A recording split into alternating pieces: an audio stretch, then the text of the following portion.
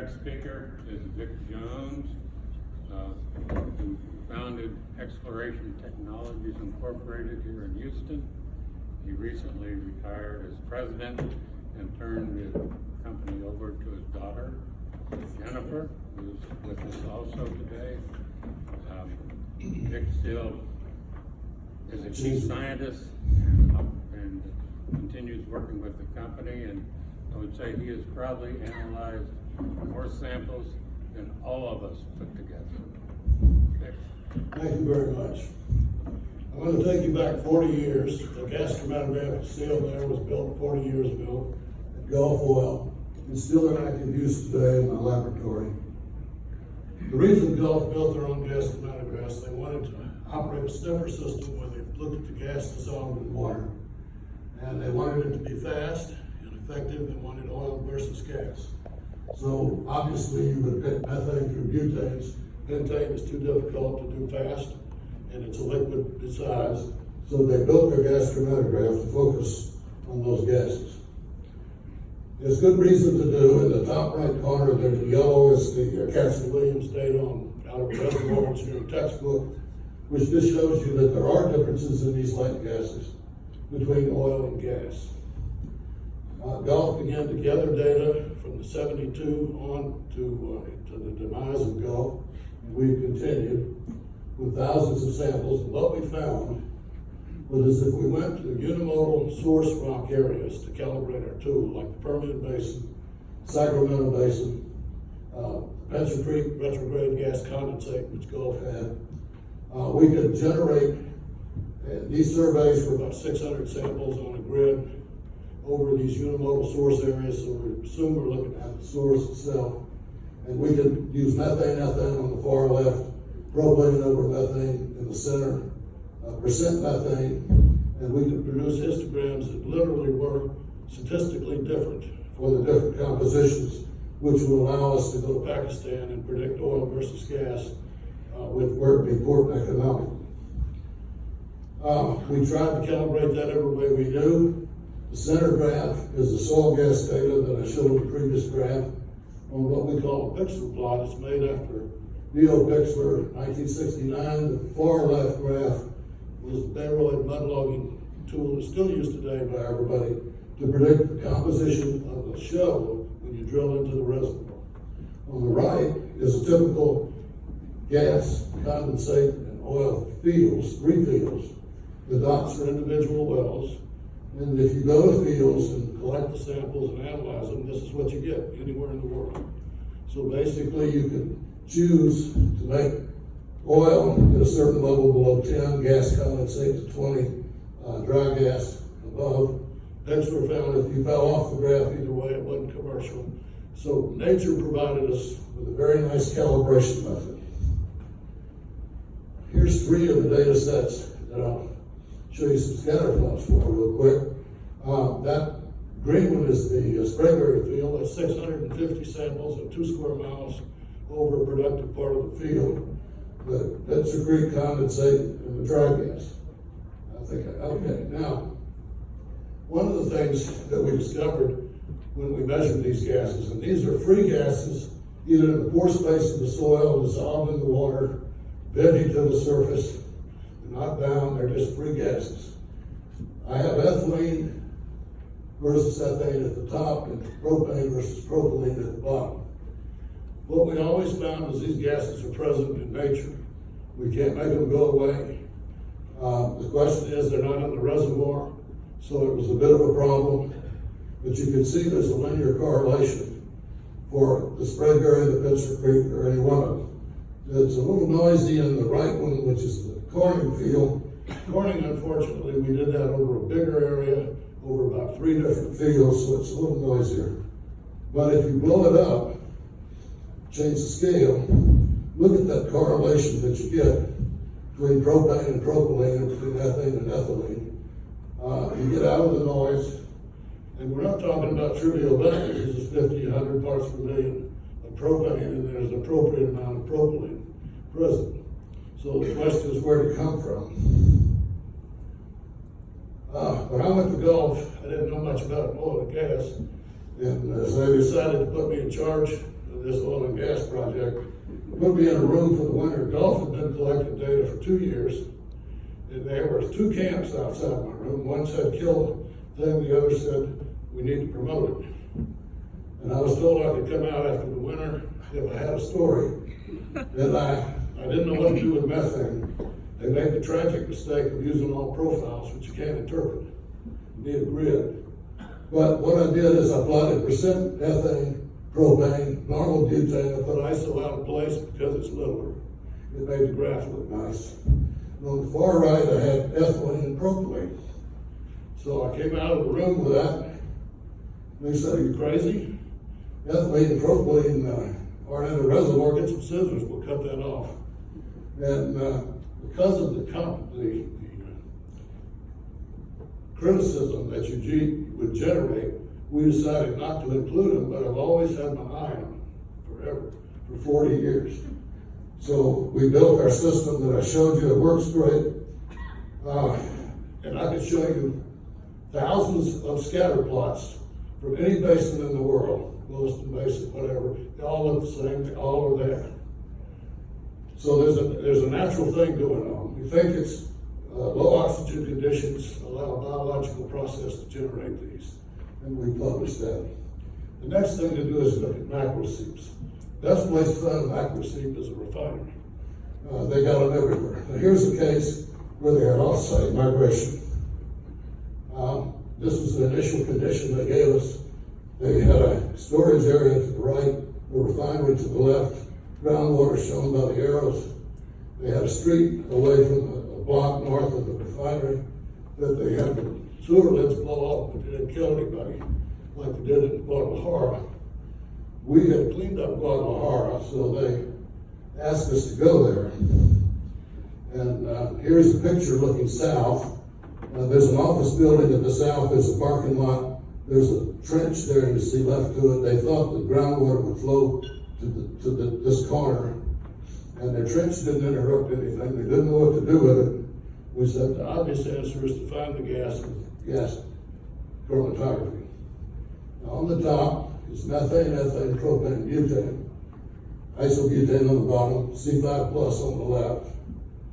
What you'll see is that they all map similar things. Methane is everywhere because there's so much pollution there, and it's not just from the refinery.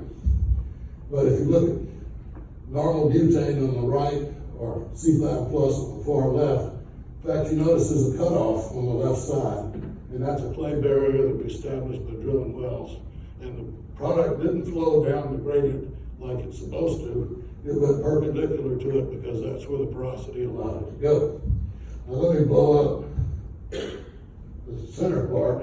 There's propane and ethane on the top. Look at propylene on the bottom, ethylene on the bottom left. There's basically 3 major pollutions. There's the one in the center that has that I was showing you where the product was seen. To the far right, that's an old refinery and a service station. To the center left are natural gas wells that are leaking around the casings, and they have a pollution problem there, but it's not related to the refinery. And so what you see here, it was interesting, these are soil gases, and the propylene values up around the well and the ethylene values range anywhere from 50, 60 to 100, 200 parts per million. So that's pretty high to have propylene in the soil gas where you don't really have a source for it, and unless it's the saturates themselves. So that gives you some idea that maybe they're, even in these large concentrations, it can happen. Figure out how to change it. That's what some of the data looks like on the bottom. You can see ethane, ethylene, propane, propylene. They're quite large, so we look at it a different way. Normally I make a scatter plot and just look at how the ethylene and propylene behave. In this case, there's so much pollution all over this area that the scatter plot doesn't work well. So what I did is make us these graphs that show in the bottom propylene, the top is ethylene, and you can see the big values. I just scanned them from low to high. There's over 5,000 soil gas samples in this survey. And what you'll see is that it's spiky. The propylene correlates a little better with the high values. The ethylene seems to have a little more noise in it. And the problem is, it's very clear from the soil gas that you don't get any anomalous ethylene and propylene except in the pollution, the high value contaminated sites. The problem is they're not linear. There's no linear correlation, so you can't predict one from the other. Now that you know where the product is from the soil gas, the next thing you do is drill for it and produce it. And engineers normally don't drill like a building, but we do because we know where the product is and we want to drill right into it. If you want to go in places no engineering company would ever drill inside the barn. But if you know where it is, if you want to get it back, you got to go where it is. Now, that's the parking lot in front of the building, and there's 2 feet of gasoline in there. So the product is where we said it was. We built trenches and recovered the product, operated the wells, and then once we drilled 102 monitor wells. In my abstract, I put a lot of details that I will not try to repeat and take up all my time about all the mechanics, and there's a detailed paper on my website. These are product thickness maps from 93 to 95. We monitored over a couple of years. I'm going to take the 93 map in the top left corner. I want to look at it another way. The US EPA and the government has mandated how we do environmental surveys, and engineering companies do what the government says. And they only care about benzene and BTEX. They don't care about any of the other hydrocarbons. And so what they typically do, you'll have a thickness map like I showed in the previous, and they monitor the thickness. They go bail it and measure it. Then they measure benzene in the groundwater around the plume. So the benzene contours are from the wells adjacent to the plume, but not in it. The engineers think they're isotropic and homogeneous. They think that there must be infinite benzene inside there, so why would you ever measure that? But we're exploration people, and we fingerprint the product, we run gasoline, we run capillary GC, we run all the methods, so we did that. And one of the things I decided to do is we're bailing these wells.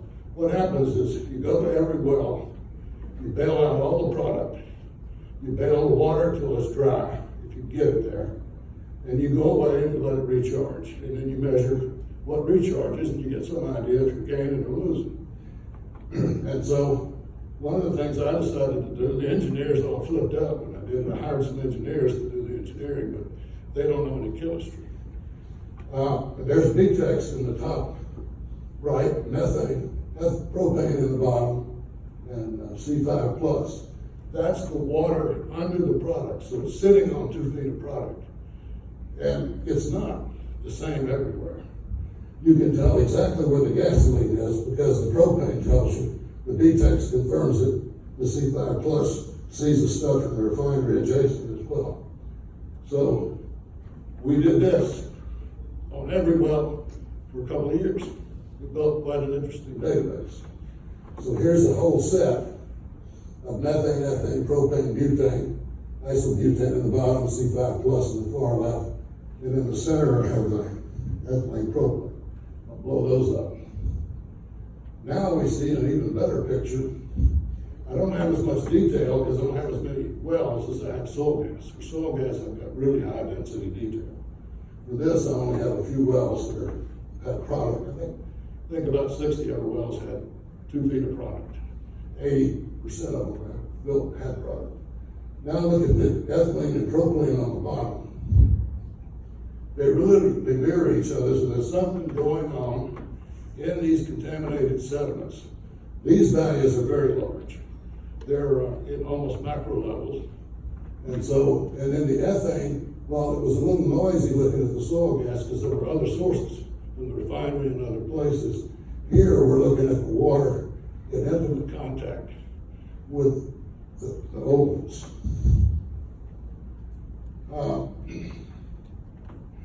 Let's see. Now, this is when we first started drilling, this is well 101 and 102. 102 was the most anomalous well we had. They're both in the parking lot where we dug that trench.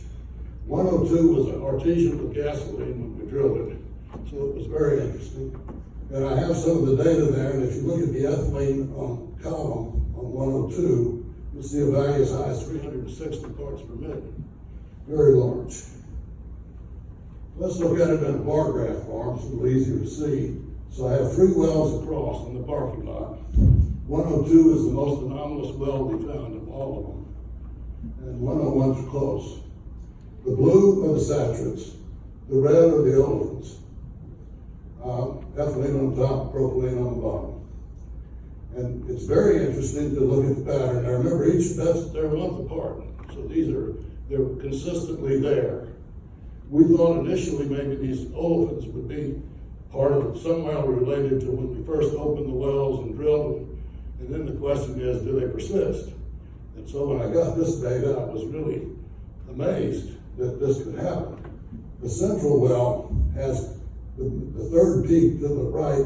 That's 3 months. As we pump that well, it's growing. So we're pumping from away from the well bore into it. And we hit as high as almost 400 ppm. Then we cleared it. Then it recharged, dropped again. The last 2 samples, it went back to normal, which is saturated always greater than olefin. The only well that did that, that was that extreme. But all of them have olefins, and if you look at them, they're like little pears. The problem if you run a scatter plot on this, they're so different in each well over time that it would appear to be scattered. But truly what's happening is there are locations that are biologically advantageous. They're supercharged with product, including these 2 gases, ethane, propane. And so what we have is a situation where we can see the pictures. Now at the top here, I have ethylene, the bottom I have propylene. The propylene's on the right, ethylene on the left. So again, blue is saturates, red are the others. The top 102 is up here on the top right. The line above it is off the site. And then as you go down, if you go down the center column, that's the heart of the pollution. So I constructed this just to show it's not 1 well, it's not 2 wells, it's a whole group of wells. And then as you move away from the heart of the product, they become more normal, where they're mainly just saturate, whatever the conditions are that require this extreme generation, they don't exist. Not the same. And so you can see it on both sides. At the bottom, a second one up in the middle, you see a real big red peak. And that's the only site that had propylene greater than propane, and it always did. It came from an area, if you follow that line H, you can see where it came from over. It's actually not in the same plume. So here we had a way of actually seeing how these things change with time. One of the reasons we make product thickness maps, if you follow any one of those, you'll notice like at the lower left, the wells will hang low and then they come in later. So you may think a well is clean, you pump it, you keep doing it, and product comes in from adjacent to the well that you didn't know was there. And so you have to monitor these over a long time to really figure this out. Now, that's a refinery case. This one actually came from Guadalajara. And this is a Cookstone propane leak. We cleaned up Guadalajara in 92 when they had a problem there. And we went back again a year later to chase a diesel problem in their subway. And we found this propane dominant leak. And we told them, okay, this has got to be something else. And they said, well, Cookstone propane is on the roof. There's no possible you could be seeing it down here in the courtyard. But they had plumbed the line through the courtyard to another building, and it was in the courtyard. Now, there's about 50% propane if you look at concentration, 0.4% methane, about 4% ethane, 8% butanes, and so it's mainly propane and butanes. Now let's just plot it. There's the propane leak. The red is over 30%. 2 of the sites in the red are over about 50%, but I didn't put another cut in. This is a volcanic tuff There is no biogenic methane anywhere in Guadalajara that isn't associated with fuel because there's no organic matter in the natural soils at all. So CO2 is 1%, 2% everywhere unless it's fed. Methane the same way, there's no biogenic methane. So here we have a propane leak. If we have total butanes on the right, propane on the left, on the bottom left is methane, bottom right is CO2. They both form halos.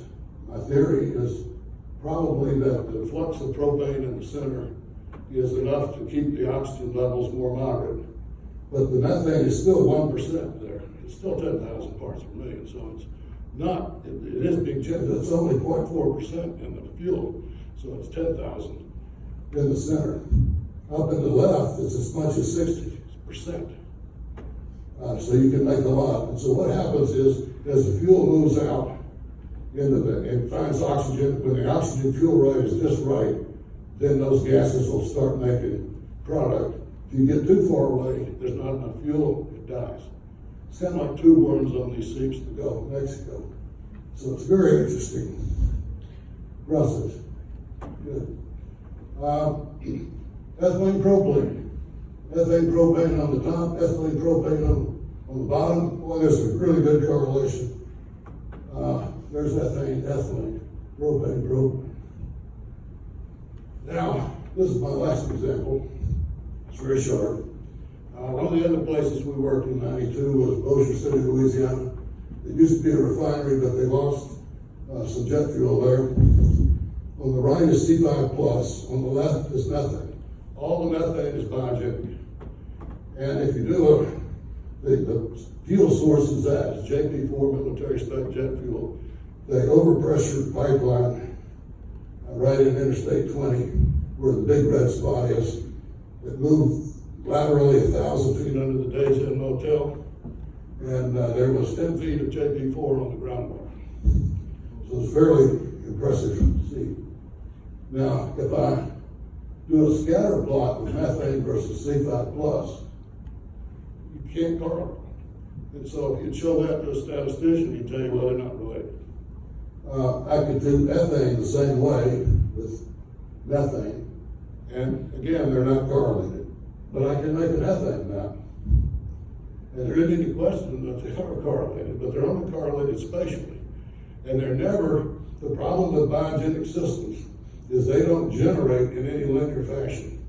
One site just takes off, it doesn't have to have the biggest fuel, and it'll make a hell of a lot. Another site may have a lot of fuel and won't do that. And so what happens is it's a spatial thing that matters. So you can see they correlate really well. Now, here's the end of my talk, pretty much.